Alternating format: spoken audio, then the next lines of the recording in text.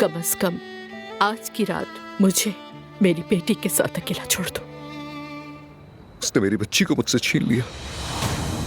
दुनिया के किसी भी कोने में वो छुप नहीं सकता। अगर वो जहन्नुम में क्यों ना चला जाए, वहां से भी उसे ढूंढ निकालूंगा। मैं चाहती हूँ तुम हामिद को मार दो। मेरी जान, अगर मुझे पता होता कि वो कहाँ है तो क्या मैं उसे जिंदा छोड़ देता? मैं जानती हूँ।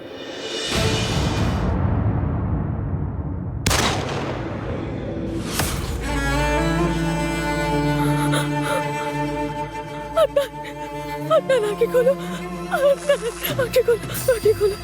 क्या कहना चाहते हो तुम? मैं क्यों तुम्हारी बात सुनूं? गोली मैंने मारी उसे।